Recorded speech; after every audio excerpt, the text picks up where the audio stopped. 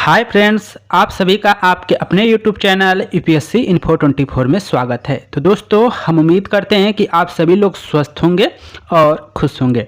Friends, ये जो video है पीजीटी नागरिक शास्त्र का भाग 233 है। तो अगर आप TGT, PGT, LT grade, GIC और असिस्टेंट प्रोफेसर की तैयारी कर रहे हैं तो ये वीडियो आपके लिए है।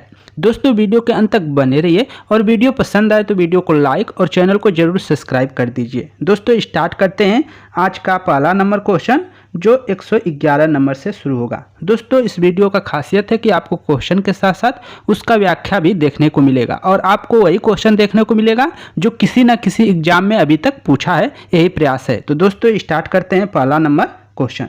क्वेश्चन है, अरस्तु का राजनीति विचार प्रतिपादित है। अरस्तु का जो राजनीतिक विचार है वह प्रतिपादित है स्टेटमैन में, लॉज में, पॉलिटिक्स में, उपयुक्त सभी में। और ये आपका देख रहे हैं हिमाचल प्रदेश असिस्टेंट प्रोफेसर 2014 में पूछा गया क्वेश्चन है। तो जो अरस्तु के राजनीतिक विचार प्रतिपादित किया गया है वो उनकी पुस्तक पॉलिटिक्स में प्रतिपादित की गई है। ऑप्शन सी आपका सही है। तो अरस्तु का राजनीतिक विचार प्रतिपादित है तो किस पुस्तक में है? तो पॉलिटिक्स में प्रतिपादित है। ऑप्शन सी आपका सही है। आगे चलते हैं दोस्तों, 112 नंबर क्वेश्चन देखते हैं। अरिस्टोटल के अनुसार राज्य ईश्वरीय संस्था है। राज्य एक ईश्वरीय संस्था है। राज्य एक कृत्रिम सृष्टि है। राज्य बल की सृष्टि है। या डी कह रहा है राज्य एक स्वाभाविक संस्था है। ये आपका डीएसएसबी पीजीटी परीक्षा 2014 में पूछा गया क्वेश्चन है। तो अरिस्टोटल के अनुसार क्या है? राज्य एक स्वाभाविक संस्था है। इसको याद रखिएगा। तो आंसर आपका डी के साथ जाएगा।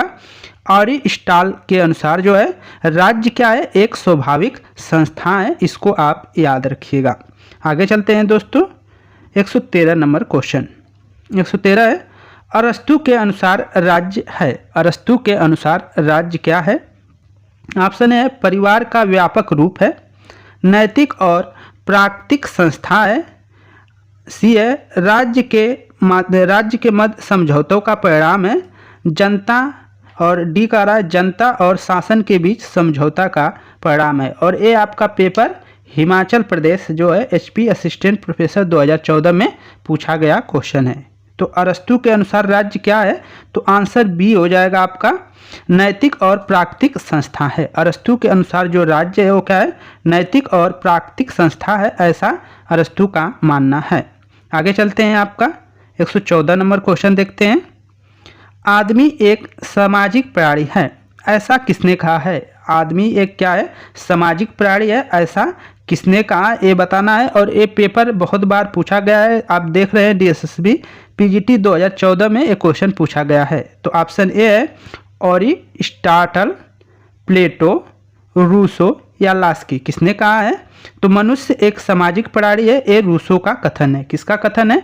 तो ऑप्शन आपका सी सही हो जाएगा।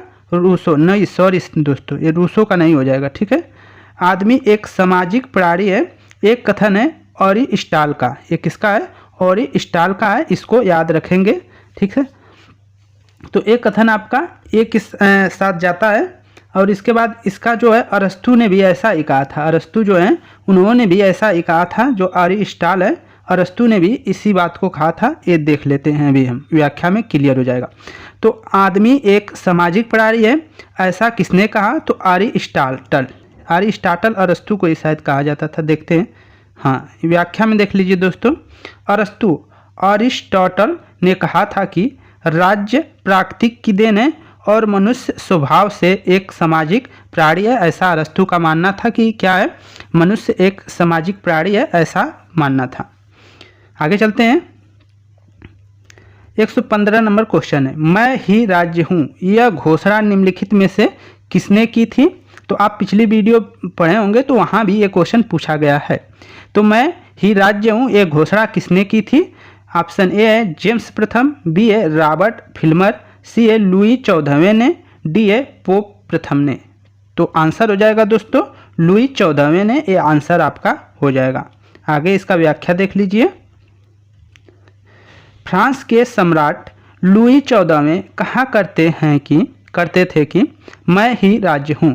प्राचीन काल में प्रायः राज्य और सरकार दोनों शब्दों का प्रयोग पर्यायवाची अर्थों में किया जाता था। यूरोप के निरंकुश शासक प्रायः अपनी अनियंत्रित सत्ता को न्यायपूर्ण सिद्ध करने के लिए दोनों में भेद नहीं मानते थे। इसी प्रकार की प्रवृत्ति इटली में मुसोलिनी और जर्मनी में हिटलर के निरंकुश शासन में मिलती है। तो यहाँ पे है इटली का कौन था? मुसोलिनी था। और उसके दल का क्या नाम था जिसकी स्थापना की थी? तो फासीवाद का संस्थापक मुसोलिनी माना जाता है, फासिस्ट। तो मुसोलिनी फासिस्ट से संबंधित है। और जर्मन में है, जो जर्मन में हिटलर था और इसने नाजी दल की स्थापना की थी। दोनों चीज़ों को याद रखिएगा। आगे चलते हैं फ्रेंड्स। 116 नंबर दोबारा क्वेश्चन है, लेकिन आप देख रहे हैं DSSB PGT 2014 में पूछा गया क्वेश्चन है। मैं ही राज्य हूँ, ये किसने कहा था? तो ये किसने कहा था? तो फ्रांस के लुई 14वें ने। 14वां ये याद रखिएगा, ऐसे लिखा जाता है ये। अब ऐसे लिख दिया जाएगा, कोई इसको बीमार कराएगा तो ये 16वां हो जाएगा। ये याद रखना है, बहुत लोग इसमें गलती करते हैं रोमन अंक में। तो ये फ्रांस का लुई 14वां। ठीक है, आगे चलते हैं। आपका 117 नंबर क्वेश्चन बहुत इंपॉर्टेंट क्वेश्चन है और कई बार पेपर में पूछा गया है। TGT परीक्षा 2003 में भी पूछा गया है, यूपी में। राज्य के आवश्यक तत्व हैं। राज्य के कितने आवश्यक तत्व हैं? 7 हैं, 5 है, 4 है या 3 है? तो राज्य के आवश्यक जो तत्व हैं वो 4 है फ्रेंड्स। तो उनको हम जान लेते हैं कौन कौन है, व्याख्या में देखने को मिल जाएगा आपको। राज्य के 4 आवश्यक तत्व हैं: जनसंख्या, भूभाग, यहाँ पे निश्चित भूभाग भी लिखा रहेगा, तो भूभाग, सरकार तथा प्रभु सत्ता। ये क्या है? राज्य के जो हैं 4 आवश्यक तत्व हैं, इनको याद रखिएगा। आगे चलते हैं। 118 नंबर क्वेश्चन है आपका। राज्य का कार्य अच्छे जीवन की बाधाओं के मार्गों में बाधा पहुंचाना है। राज्य का कार्य अच्छे जीवन की बाधाओं के मार्ग में बाधा पहुंचाना है। ये कथन किसका है? ऑप्शन ए है हीगल का, ऑप्शन बी है बोसांके का, सी है कांट का, डी है ग्रीन का। और ये आपका पेपर UP DGC प्रवक्ता परीक्षा 2013 में पूछा गया है। तो आंसर हो जाएगा डी ग्रीन महोदय। तो राज्य का कार्य अच्छे जीवन की जो बाधाएं आती हैं, मतलब बाधाओं को कम करने में, ठीक है, बाधाओं के मार्ग में बाधा पहुंचाना है, यह कथन किसका है? तो ये कथन है ग्रीन महोदय का। इसको याद रखिएगा, थोड़ा सोच लीजिएगा। ये नहीं कि अच्छे कामों में बाधा पहुंचाना राज्य का काम है, ये नहीं कह रहा है ग्रीन ये कह रहा है कि राज्य का कार्य अगर अच्छे जीवन की बाधा है तो बाधाओं को रोकने में वो राज्य का काम है कि बाधाओं को कम करे, उसको रोके, बाधाओं में बाधा लाए, उसका काम है। ये नहीं कि अच्छे जीवन में बाधा लाए, ऐसा नहीं है। यहाँ पे देखिए, आप इसको भाषा को समझिए। राज्य का कार्य अच्छे जीवन की बाधाओं के मार्ग में बाधा पहुंचाना है। यह कथन किसका है? तो यह कथन ग्रीन महोदय का है। व्याख्या देख लीजिए। TH ग्रीन एक आदर्शवादी विचारक थे। तो TH ग्रीन जो थे वो कैसे विचारक थे? तो आदर्शवादी, ये भी क्वेश्चन पूछा जाता है। उसकी पुस्तक lectures on the principles of political obligation, उनके पुस्तक का नाम यहाँ से यहाँ तक आप नोट कर लीजिएगा, lectures on the principles of political obligation जो है उनके पुस्तक का नाम है। भाषाओं के संकलन है, उनकी पुस्तक जो है वो क्या है? भाषणों का जो है संकलन है, जो राजनीतिक विचार धारा का एक अमूल्य साहित्य है।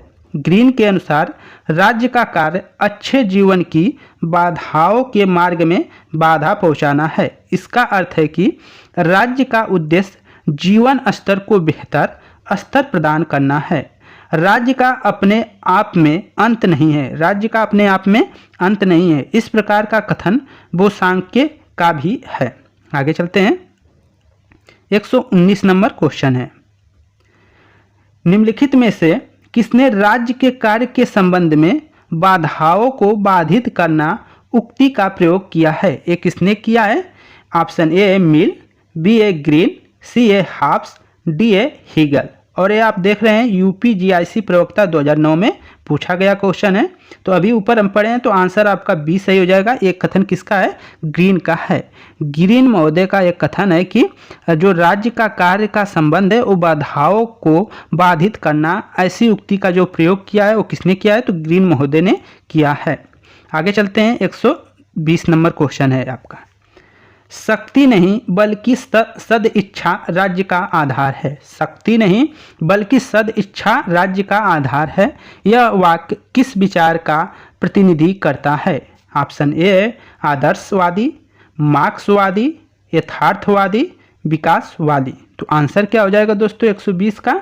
ये सही हो जाएगा, आदर्शवादी मतलब विचार का प्रतिनिधि करता है। शक्ति इच्छा नहीं बल्कि सद इच्छा राज्य का आधार है। शक्ति नहीं बल्कि सद इच्छा जो है राज्य का आधार है। यह विचार किसका प्रतिनिधि करता है? तो ये आदर्शवादी विचारधारा का प्रतिनिधि करता है। व्याख्या देख लीजिए। राज्य किसी ऐसी संस्था में निहित नहीं होता जो एक बार और हमेशा के लिए बनी हो। यह उस सामान्य इच्छा को व्यक्त करता है जो एक सामान्य भले हेतु कार्यशील होती है। टी.एच. ग्रीन जो एक ब्रिटिश दार्शनिक और विचारक थे, टी.एच. ग्रीन क्या थे? जो एक ब्रिटिश दार्शनिक और विचारक थे, का ऐसा ही मत था कि इन्होंने इंग्लैंड में आदर्शवादी विचारधारा का समर्थक माना जाता है। टी.एच. ग्रीन ने कहा था कि शक्ति नहीं बल्कि सद इच्छा राज्य का आधार है। इनका मानना था कि शक्ति नहीं, जो सद इच्छा होती है वह राज्य का आधार होता है, ऐसा मानना है टी.एच. ग्रीन का। आगे देखते हैं 121 नंबर क्वेश्चन आपका। राजनीतिक कृतज्ञता का सिद्धांत प्रतिपादित किया है। किसने किया है ये बताना है। ऑप्शन ए है मार्क्स, बी है जे.एस. मिल, सी है आपका बोसांके, डी है आपका टी.एच. ग्रीन। तो आंसर क्या हो जाएगा? डी सही हो जाएगा दोस्तों। टी.एच. ग्रीन ने राजनीतिक कृतज्ञता का सिद्धांत प्रतिपादित किया गया है। तो किसके द्वारा प्रतिपादित किया गया है? तो ऑप्शन हो जाएगा टी.एच. ग्रीन के द्वारा प्रतिपादित किया गया है। और एक क्वेश्चन आप देख रहे हैं यूपीडीजीसी प्रवक्ता परीक्षा 2012 में पूछा गया है। व्याख्या देख लीजिए। टी.एच. ग्रीन ने अपनी विख्यात कृति lectures on the principle of political obligation में राजनीतिक कृतज्ञता का सिद्धांत प्रतिपादित किया है। ग्रीन का इस संबंध में कहना है कि राज्य ऐसी संस्था है जिसका ध्येय सामान्य हित को बढ़ावा देना है। सामान्य हित का विचार ही राजनीतिक कृतज्ञता का आधार है, ऐसा मानते हैं टी.एच. ग्रीन महोदय। आगे देखते हैं 122 नंबर क्वेश्चन है आपका। संकल्प न की शक्ति का आधार है। संकल्प न की शक्ति राज्य का आधार है। संकल्प न की शक्ति राज्य का आधार है। किसने कहा था? प्लेटो ने, ग्रीन ने, हाब्स ने, मैकियावेली ने। तो 122 का आंसर हो जाएगा बी सही हो जाएगा। ग्रीन महोदय का यह कथन है। संकल्प न की शक्ति मतलब उनका मानना है कि संकल्प जो है वो आपका राज्य का आधार है, न कि शक्ति। ऐसा कह रहे हैं कौन? ग्रीन महोदय कह रहे हैं। व्याख्या देख लीजिए। राज्य का आधार व्यक्ति की सामाजिक और जन कल्याणकारी इच्छा है। ग्रीन के अनुसार राज्य शक्ति नहीं वरना मानवीय इच्छा पर आधारित होता है। राज्य जो है शक्ति नहीं मतलब शक्ति पर नहीं, वरना वो जो होता है मानवीय इच्छा पर आधारित होता है।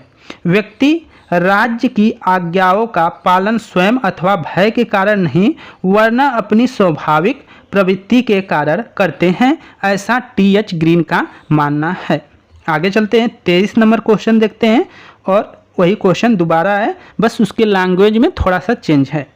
राज्य का आधार शक्ति नहीं इच्छा है। किसने कहा है? राज्य का आधार शक्ति नहीं इच्छा है। ये किसने कहा है? तो आंसर सी हो जाएगा दोस्तों। टी.एच. ग्रीन ने कहा है। किसने कहा है? तो टी.एच. ग्रीन आप याद रखिएगा। आगे चलते हैं 124 नंबर क्वेश्चन है। क्वेश्चन को देखिए। किसने कहा राज्य का आधार शक्ति नहीं इच्छा है? दोबारा, और ये आप देख रहे हैं जीआईसी 2012 में पूछा गया क्वेश्चन है। ये क्या है? यूपी जीआईसी 2012 में पूछा गया और ये यूपी जीआईसी 2020 में वही क्वेश्चन रिपीट हुआ है। तो ये क्वेश्चन बार बार रिपीट हो रहे हैं, तो इनको हमें क्या करना है? याद कर कर चलना है, हल्के में नहीं लेना है। ऑप्शन ए सही हो जाएगा। 124 का ए सही हो जाएगा। दोस्तों आप देखते रहिए कि क्वेश्चन एक ही क्वेश्चन को कहाँ कहाँ पूछ रहा है। अब देखिए जीआईसी में पूछा है, 20 में भी पूछा है और यूपी डीजीसी प्रवक्ता परीक्षा 2012 में भी यही क्वेश्चन पूछा है। क्वेश्चन यही था कि किसने कहा इच्छा शक्ति नहीं राज्य का आधार है। किसने कहा इच्छा शक्ति नहीं राज्य का आधार है। इच्छा नहीं मतलब इच्छा जो है राज्य का आधार इच्छा है, शक्ति नहीं। ये किसने कहा है? तो ये भी आप बी कर लेंगे। TH ग्रीन आपका आंसर हो जाएगा। तो फ्रेंड्स ये थे आपके टोटल 15 क्वेश्चन और उनके व्याख्या, और कुछ क्वेश्चन को हमने आपको दिखाया कि वो एक ही क्वेश्चन को बार बार कैसे पेपर में पूछा जा रहा है। तो फ्रेंड्स हम उम्मीद करते हैं कि ये वीडियो आप लोग को पसंद आई होगी। अगर वीडियो पसंद आई है दोस्त तो वीडियो को जरूर लाइक करें, और चैनल पे नए हैं तो चैनल को जरूर सब्सक्राइब करें। दोस्तों उन फ्रेंड्सों को जो लगातार वीडियो देख रहे हैं और कमेंट करते हैं, लाइक करते हैं, उनको आपको तहे दिल से बहुत बहुत शुक्रिया। दोस्तों आप लोग जो सपोर्ट करते हैं, कुछ ही लोग हैं लेकिन अच्छे आप लोग कंटेंट को देखते रहते हैं और मोटिवेट भी करते हैं, तो इसके लिए हम बहुत बहुत आप लोग का आभारी धन्यवाद व्यक्त करते हैं, क्योंकि कुछ लोग की वजह से वीडियो थोड़ा बनाने का मन करता है। तो दोस्तों धन्यवाद, नमस्कार, शुभ रात्रि।